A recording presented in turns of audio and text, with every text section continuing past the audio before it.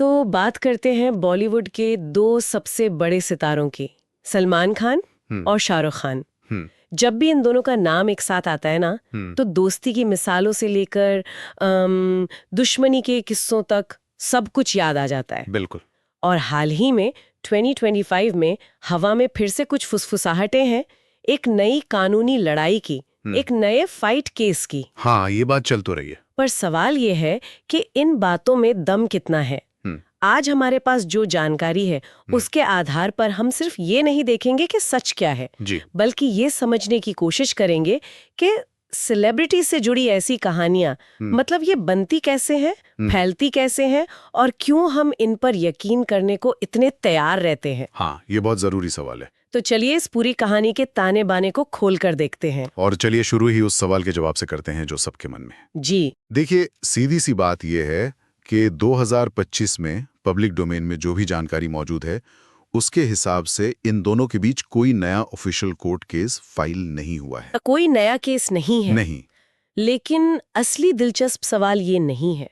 असली सवाल ये है कि अगर कोई नया केस नहीं है तो फिर ऐसा लग क्यों रहा है? हाँ। ये धुआं उठ कहां से रहा है? और यहीं पर कहानी एक बहुत ही रोचक मोड़ लेती है। ठीक है, तो अगर कोई नया केस नहीं है तो यकीनन ये अफवाहें किसी पुरानी बात को लेकर ही उड़ रही होंगी। बिल्कुल। हाल ही में एक कोरियोग्राफर का बयान फिर से सामने आया है जिसमें उन्होंने एक पुरानी घटना का जिक्र किया। हाँ, मैंने भी पढ़ा वो।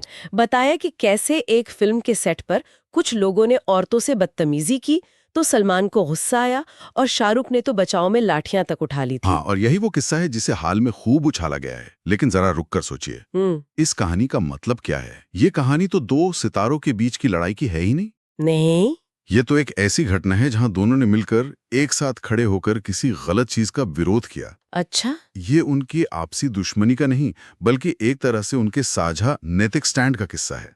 एक मिनट, मतलब जो कहानी उनके बीच एक और झगड़े की तरह पेश की जा रही है वो असल में उनके साथ लड़ने की कहानी है। एग्जैक्टली। ये तो नैरेटिव को पूरी तरह से पलट देता है। हाँ, ये तो कमाल की बात है ना?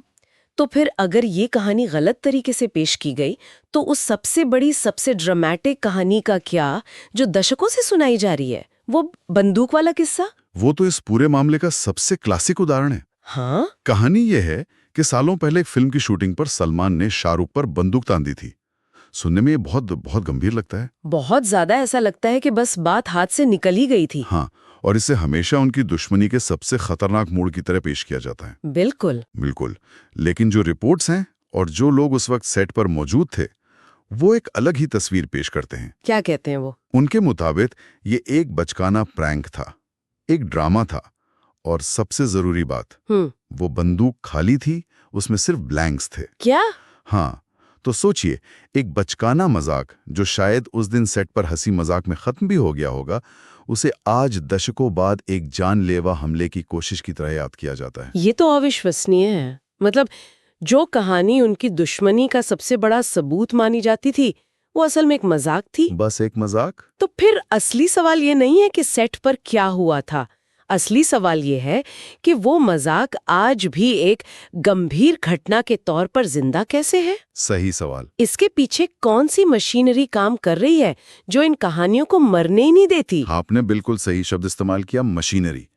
क्योंकि ये कोई एक वजह नहीं, बल्कि एक पूरा इकोसिस्टम है जो ऐसी कहानियों को ना सिर्फ जिंदा रखता है बल्कि उन्हें और बड़ा बनाता जाता है। अच्छा। और इस मशीनरी के 3 मुख्य इंजन हैं। पहला और सबसे ताकतवर इंजन है मीडिया। मीडिया मतलब न्यूज़ चैनल्स, वेबसाइट्स, ये सब? हाँ, खासकर डिजिटल मीडिया।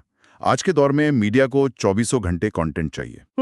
और सलमान शाहरुख की प्रतिद्वंदिता एक एवरग्रीन टॉपिक है। ये कभी पुराना नहीं होता।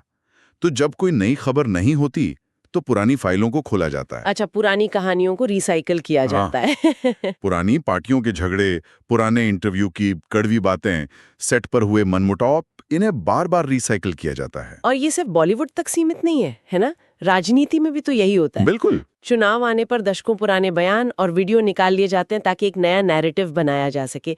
ये एक आजमाया हुआ फॉर्मूला है। एकदम सही।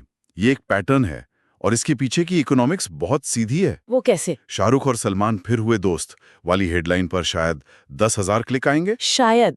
लेकिन शाहरुख और सलमान के बीच फिर तनी तलवारें वाली हेडलाइन पर 10 लाख क्लिक आ सकते हैं। हाँ, ये बात तो है। ये विवाद बेचने का बिजनेस मॉडल है, और जब पैसा इस बात पर निर्भर करे कि आप कितनी सनसनी पैदा कर सकते हैं, तो सच अक्सर पीछे छूट जाता है।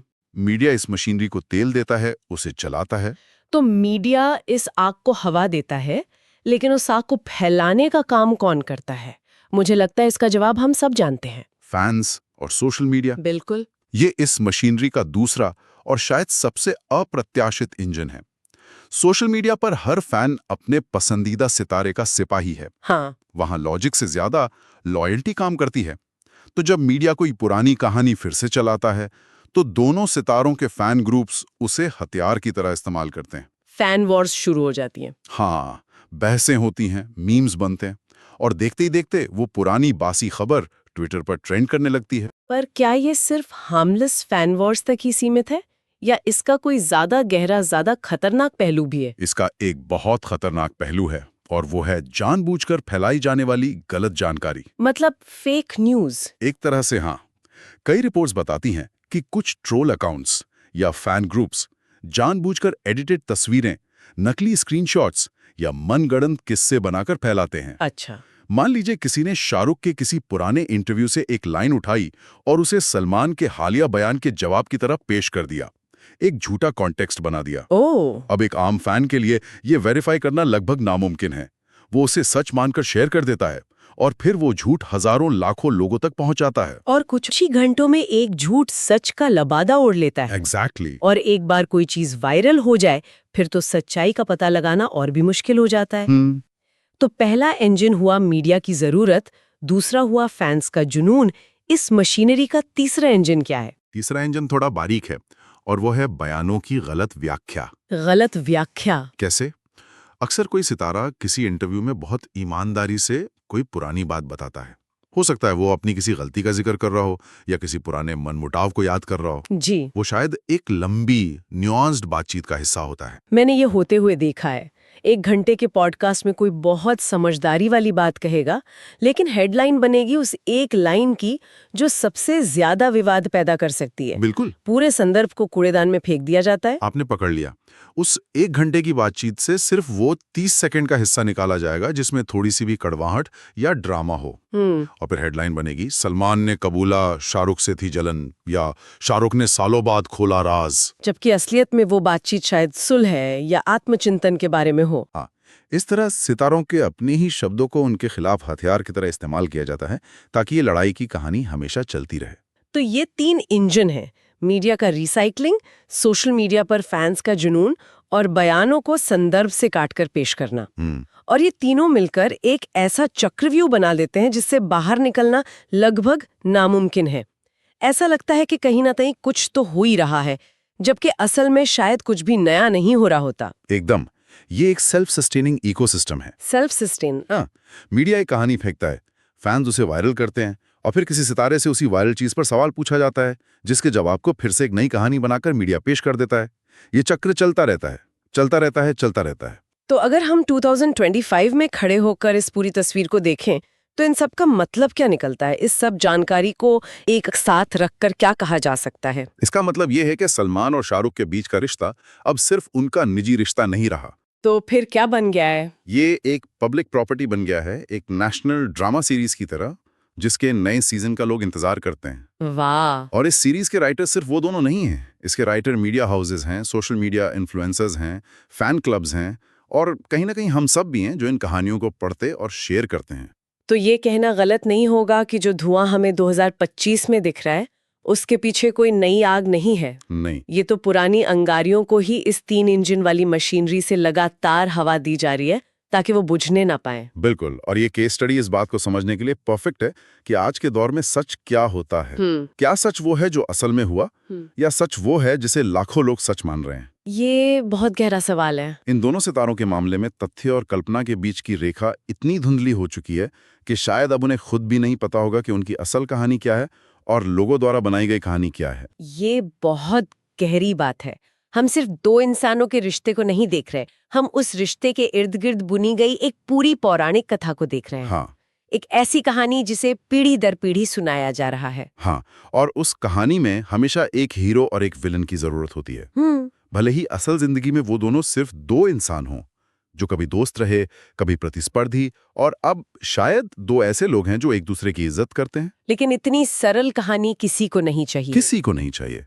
कहानी में ड्रामा चाहिए, टकराव चाहिए। तो आज की इस पड़ताल का निचोड़ यही है, अगर किसी के मन में ये सवाल था कि क्या 2025 में सलमान और शाहरुख के बीच कोई नया कानूनी मामला शुरू हुआ है, तो उपलब्ध जानकारी के मुताबिक इसका जवाब है नहीं। नहीं। जो कुछ भी सतह पर दिख रहा है वो पुरानी घटनाओं, अफवाहों और गलत व्याख्याओं की एक बहुत शक्तिशाली मशीनरी का नतीजा है। और ये हमें एक बहुत जरूरी सवाल पर सोचने के लिए मजबूर करता है, एक विचार जिसके साथ हम आज की चर्चा खत्म कर सकते हैं। जी बताइए। सवाल ये है कि हम तथ्यों के बजाय कहानियों में इतनी दिलचस्पी क्यों लेते हैं, और उससे भी बड़ा सवाल, हम सुलह के बजाय विवादों को क्यों चुनते हैं, खासकर जब बात उन लोगों की हो जिन्हें हम पर्दे पर इतना पसंद करते हैं, जिनकी फिल्मों का हम जश्न मनाते हैं। उनकी दोस्ती या एक सामान्य रिश्ते से ज्यादा उनके झगड़े की कहानी हमें इतनी आकर्षक क्यों लगती है? ये सवाल सिर्फ उन दो सितारों के बारे में नहीं है, ये हमारे बारे में है।